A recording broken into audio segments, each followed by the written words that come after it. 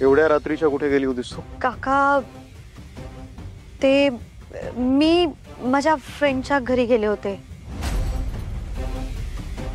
तिला ऍक्च्युली अभ्यासात डिफिकल्टीज होते ना, मग त्यासाठीच गेले होते मी. अच्छा. स्वानंदी कुठे आहे? काय? मी विचारलं स्वानंदी कुठे आहे? काका स्वानंदी आउट हाऊस मध्ये असेल ना. मला नाही माहित त्यांच्याबद्दल काहीच नाही. म्हणजे तुम्ही सांगितलंत ना की त्यांच्याकडे उगाच लक्ष देऊ नका, त्यांच्या मध्ये जाऊ नका, म्हणून मग आम्ही नाही लक्ष दिलं त्यांच्याकडे. मी तर अजिबातच नाही. ते कसं असतं ना, आपण भलं आपलं काम भलं, बस तसंच आम्ही आमच्या कामात होतो. शेवटचं विचारतोय, स्वानंदी कुठे आहे? काका स्वानंदी आउट हाऊस मध्येच असेल ना. तनिषा तुला काय वाटलं? मी दिल्लीला गेलोय, तुम्ही इथे वाटेल ते काहीही केलं तरी सुद्धा मला कळणार नाही असं? मला इथल्या सगळ्या गोष्टी कळतात, जशाच्या तशा. चालवलीत ना तुम्ही तुमची अक्कल? नाही सांगू नाही. तुला मी विचारतोय, कुठून येतेस तू? तनिषा, मला उत्तर हवंय. मी हॉस्पिटलमध्ये गेले होते. स्वानंदी मेली आहे की नाही ह्याची खात्री करायला. स्वानंदी जिवंत आहे. तिच्या डोक्याला मार लागलाय म्हणून तिच्या डोक्यावर परिणाम झालाय.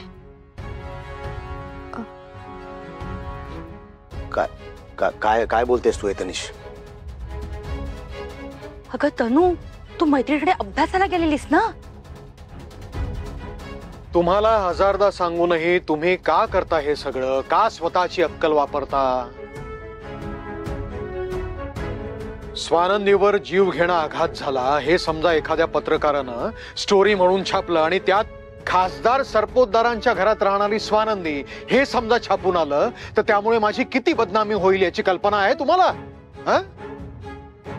अनेक प्रश्नांची उत्तरं देण्यासाठी मला दिल्लीच्या किती वाऱ्या कराव्या लागतील ह्याची कल्पना आहे तुम्हाला?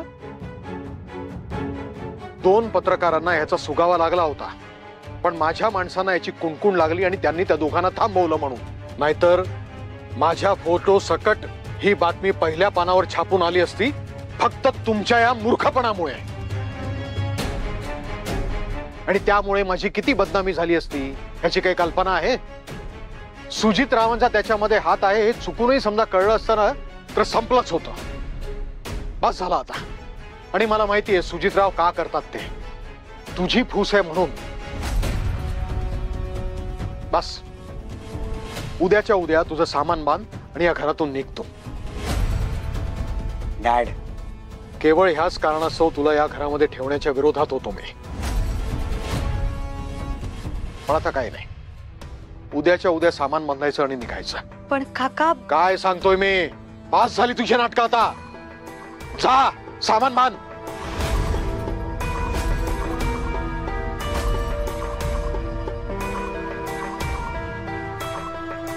जा. हो काका.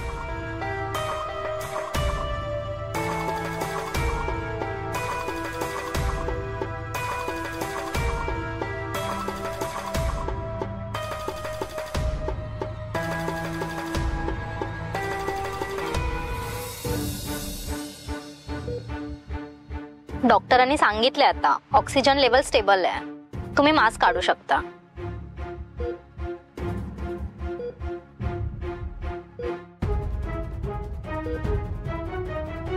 कसं वाटतंय आता? श्वास घ्यायला काही प्रॉब्लेम होतोय? नाही, मी बरी आहे. मला हॉस्टेलला जायचंय. त्या वॉर्डन मॅडमला बोलवा प्लीज. ठीक आहे, पण तुम्ही आधी सूप पिऊन घ्या आणि मग गोळ्या घ्यायच्या. नाही, मला काही नकोय. मला हॉस्टेलला जायचंय. प्लीज वॉर्डन मॅडमला बोलवा.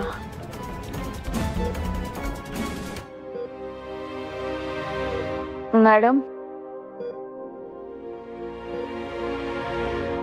उठू नको, उठू नको, उठू. मॅडम अहो, मला सोडून कुठे गेले होतात तुम्ही? अगं सोडून कुठे गेले? डॉक्टरांच्या केबिन मध्ये गेले होते त्यांच्याशी बोलायला. तुला बरं वाटतंय? मॅडम, हे मणी सर इथे काय करतायत? मी सांगितलं ना, मला यांच्या मदतीची गरज नाहीये. यांना प्लीज इकडनं जायला सांगा. नाही स्वानंदी, मला कळतंय तुम्हाला मला बघून त्रास होतोय, चिडचिड होतीये, पण काय ना, तुम्ही सरपोतदारांच्या कंपनीत कामाला आहात, तिथला एम्प्लॉई आहात आणि मी तिथला मॅनेजर आहे ना. त्या नात्याने इथे काही प्रॉब्लेम नाहीये ना, तुम्हाला काही त्रास होत नाहीये ना, या गोष्टी बघायला आलो होतो. तुम्हाला कळत नाहीये का? तुमच्या इथे असण्याने मला जास्त त्रास होतोय. स्वानंदीला आउट हाऊसला नेण्यासाठी मलाच काहीतरी करावं लागेल, पण ते इतक्या सहजासहजी तयारही नाही होणार. तसं सांगू हिला की हॉस्टेलमध्ये जाणं आता शक्य नाहीये. सिस्टर, यांना प्लीज इथून जायला सांगा. यांच्या इथे असण्याने मला त्रास होतोय. सर, तुम्ही प्लीज बाहेर थांबता का? पेशंटला त्रास व्हायला नको.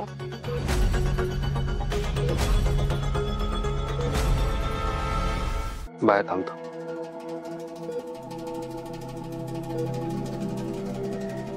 मॅडम, तुम्ही आईला आणि ताईला फोन करून कळवणार होतात. त्यांना फोन केला का? मी तुझ्या आईला फोन केला, पण गावात रेंज नाही ना. तुला माहिती आहे ना, गावात सारखी रेंज जाते म्हणून मी पुन्हा प्रयत्न करीन. हा हो, पण त्यांना कळवायला हवं ना, माझा ऍक्सिडेंट झालाय ते. माझा फोन द्या, मी फोन करून कळवते. तुझा फोन मला वाटतं ना त्या दिवशी ऍक्सिडेंट मध्ये हरवला, कारण तुझ्या सामानामध्ये आम्हाला फोन नाही मिळाला. बहुतेक तो तिथेच कुठेतरी पडला असेल. तू काळजी करू नको, मी फोन करून सांगेन ना. बापरे, माझा फोन हरवला. बरं, मग तुमचा फोन द्या, मी तुमच्या फोनवरनं फोन लावते. मी म्हटलं ना मी फोन करेन. आता थोडंसं सूप पिऊन घ्यायचं, मग औषध प्यायचं, कळलं? नर्स. मॅडम, अहो पण बिण काही नाही. हे घे, चल.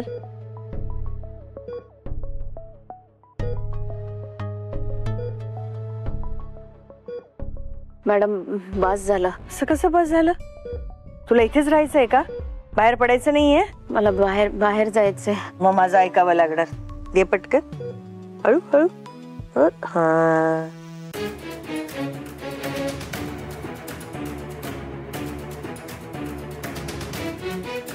नाही, शांत बसून चालणार नाही, मला काहीतरी निर्णय घ्यावा लागेल. काय चुकली ती? हा, तनु जे काही करते या घरासाठीच करते. आता स्वानंदी कशी वाचली ते आम्हाला काय माहित? तनुचा काय दोष बिचारीचा? शालिनी, ही तनिषा येण्याच्या आधी सुजितराव माझं सगळं ऐकत होते. कधी त्यांनी मला दुरुत्तर केलं नाही.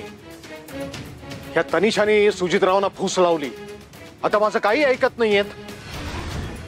एक गोष्ट लक्षात ठेवा, दिल्लीवरून आता माझ्यावरती आणखीन महत्वाची जबाबदारी टाकणार आहेत. तेव्हा या घरच्या कुठल्याही प्रॉब्लेममुळे माझ्या कामावर परिणाम झाला ना, तर लक्षात ठेवा, एकेकाला बघून घेईन मी. मग मी काय सांगते ते पण तुम्ही नीट ऐका. मला तनु या घरातनं गेलेली चालणार नाही. शालिनी, तुम्ही त्या मुलीची बाजू घेताय, जिनं आपल्या सगळ्यांना संकटाच्या उंबरठ्यावर आणून ठेवलंय. तुम्हाला काय वाटतंय, मणी मूर्ख आहे? ह्या सगळ्या मागे सुजितरावांचा हात आहे, ह्याचा मणीला संशय आलेला असणार आहे. त्या रागात समजा मणीनं आपल्याला सगळ्यांना घरातनं बाहेर काढलं, तर मग कुठे जायचं आपण? तुमच्या त्या तनुच्या घरी जायचं? हो, हे मात्र बरोबर आहे तुमचं. आमचं नेहमीच बरोबर असतं, फक्त तुमच्या लक्षात येत नाही एवढंच. आता जरा आम्हाला विचार करू द्या पुढे काय करायचंय ते. साहेब,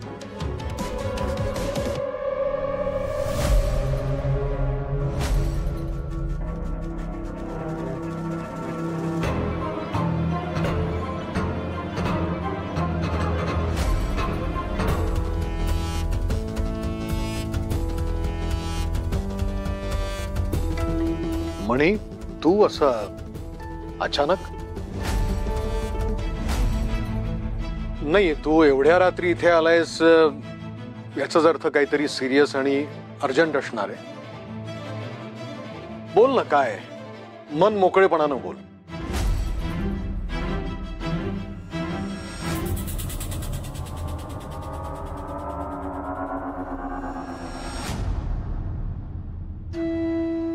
स्वानंदीचा ऍक्सिडेंट झालाय. काय? स्वानंदीचा ऍक्सिडेंट? कधी? कसा?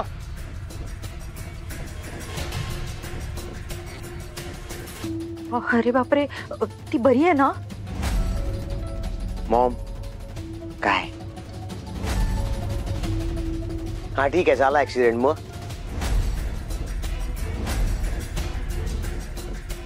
तू इथे काय करतोस? हॉस्पिटलमध्ये जा ना. मदत मागायला आलायस तू? हे मणी, तुम्हा नवरा बायकोंचं काय ते तुम्ही बघून घ्या. आमच्याकडनं मदतीची अपेक्षा करायची नाही. ओके? अजिबात अपेक्षा नाही आहे, भविष्यातही नसेल. स्वानंदीचा ऍक्सिडेंट झालाय, त्यामुळे त्यांच्या मेंदूला मार लागलाय. त्यांची मेमरी लॉस झाली आहे.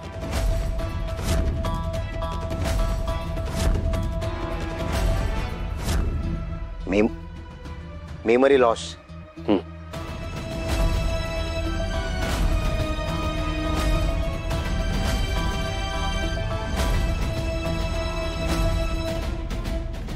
काय बोलतोयस तू? हे खरं तेच सांगतोय.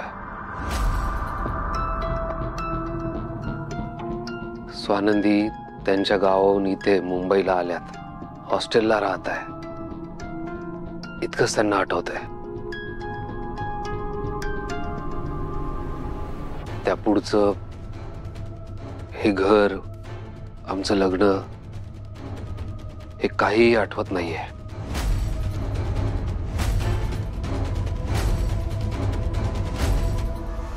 त्यामुळे हॉस्पिटलमधून डिस्चार्ज मिळाल्यानंतर त्यांना इथे आउट हाऊसमध्ये घेऊन येणं कठीण होऊन बसलंय. त्यासाठी मला तुमची मदत हवी आहे. अरे वा, आत्ता आठवलो आम्ही. गरज लागल्यावर आमच्याचकडे आलास ना. कालपर्यंत मोठा मास्क करून आम्हाला घरातनं बाहेर काढत होतास. त्या मणीला अजिबात मदत करायची नाही आपण. खरे मणी, कालपर्यंत खूप मास दाखवत होतास ना. आता काय आलं? उतरला मास? आलास ना आमच्याकडे? डॅड, मॉम, आता आपण फक्त या मणीची आणि याच्या वेड्या बायकोची मजा बघायची.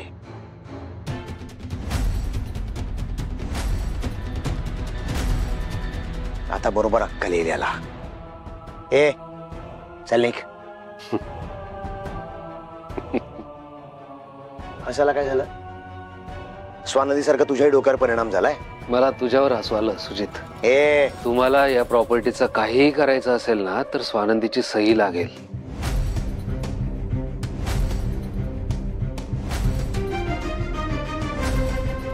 त्यासाठी स्वानंदी बऱ्या होणं अपेक्षित आहे.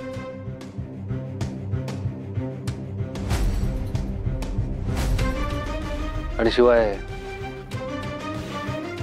स्वानंदीच्या बाबतीत जे घडलंय, स्वानंदीच्या बाळाचा बाप कोण आहे हे पुरावे सुद्धा माझ्याकडे. हे विसरलास तू सुजित?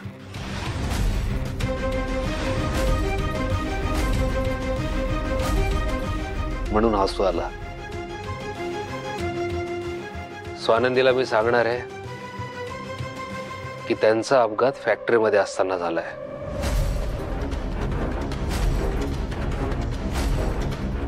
आणि साहेबांनी असं सांगितलंय की इथे बंगल्यात तुमच्या देखरेखीखाली त्यांना ठेवायचं आहे. जर वेळ पडली तर तुम्हाला सुद्धा स्वानंदीला हेच सांगायचं आहे.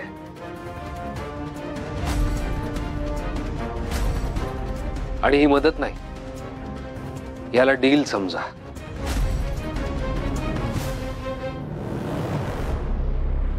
बघा, तुम्हाला जर पटतंय तर स्वानंदी बऱ्या होईपर्यंत तुम्हाला या घरात राहू देईल.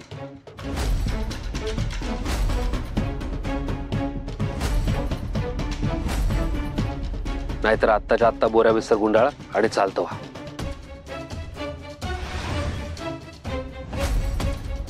काय सुजित,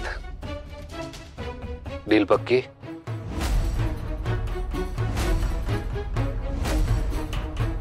बघ सुजित, कदर तुम्ही सगळेच विचार करून उत्तर द्या. ही डील स्वीकारणं सगळ्यांच्या हिताचं आहे. हो, आमचं हित. डॅड, तुमचा लाडका मणी आपल्या हिताचा विचार करतोय. इतकी जर तुला आमच्या हिताची पडली असती ना मणी, तर माझ्या अर्जुनला माझ्यापासून तोडलं नसतंस. हे घर तुझ्या नावावर केलं नसतंस.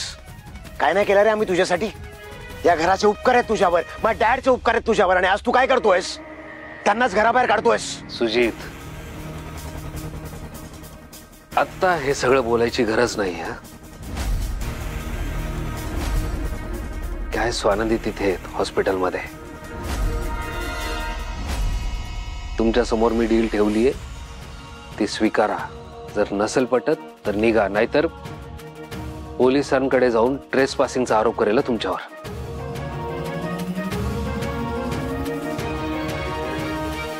तेव्हा आज रात्रभराची वेळ देतोय तुम्हाला विचार करायला. तेव्हा शांततेत विचार करा आणि कळवा मला. मणी थांब, मला तुझं डील मान्य आहे.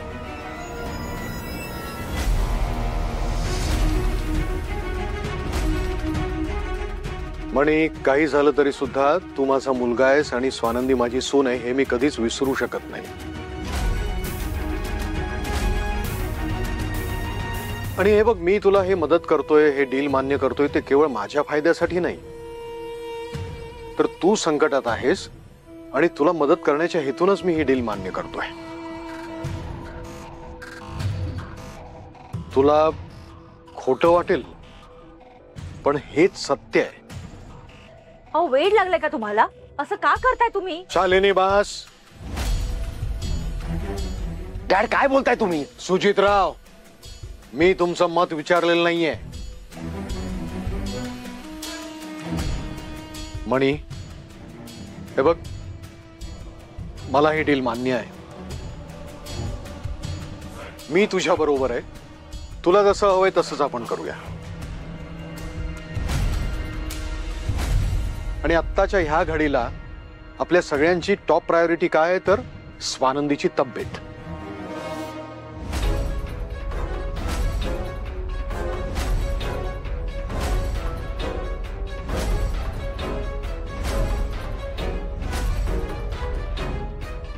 स्वार्थाशिवाय तुम्ही कोणाची मदत करणार नाही इतकं मी तुम्हाला चांगलं ओळखतो साहेब.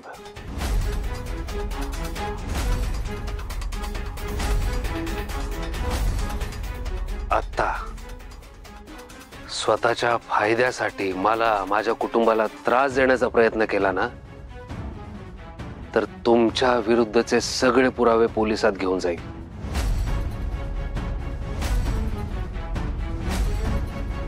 माझ्या जीवाचं काही बरं वाईट करण्याचा प्रयत्न केला ना, तर ती फाईल होम मिनिस्टर पर्यंत जाईल. सगळी सोय केली मी.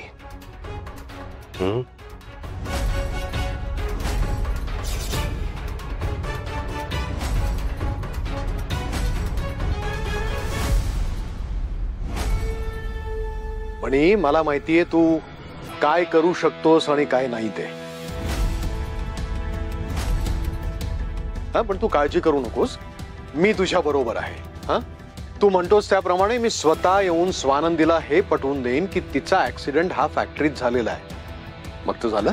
गुड. पुढे काय आणि कसं करायचं ते सांगतो तुम्हाला मी.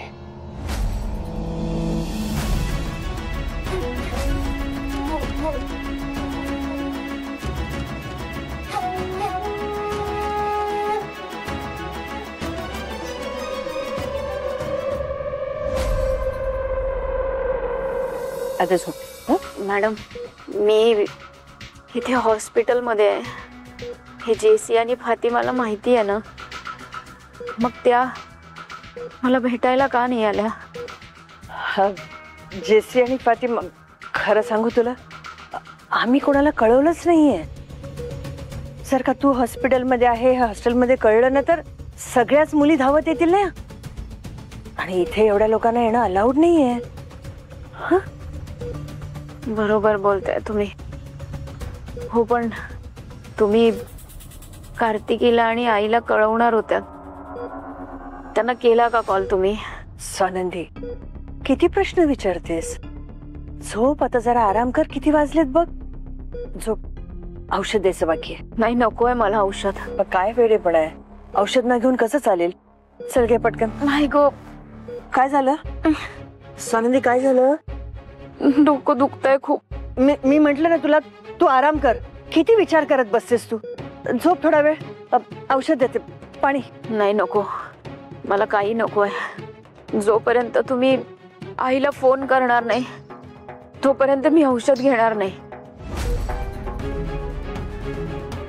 अशा अवस्थेत ती माझ्या जवळ असायला हवी. तुम्ही प्लीज त्यांना फोन करून कळवा.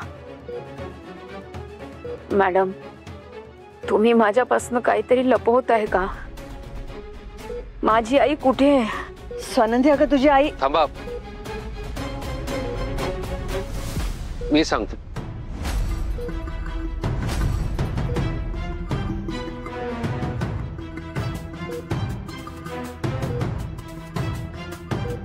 ते स्वानंदी, म्हणजे मी प्रयत्न केला तुमच्या आईशी कॉन्टॅक्ट करण्याचा, पण गावात नेटवर्क नाहीये.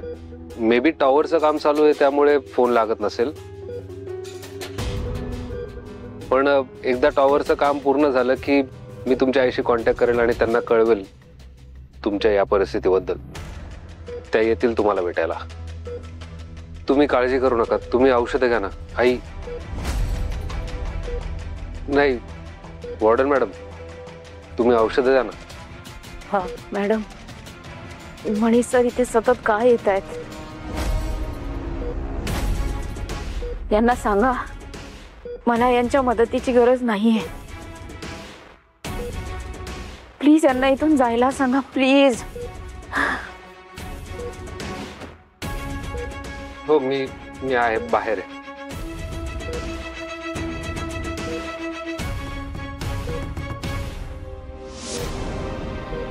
आकर.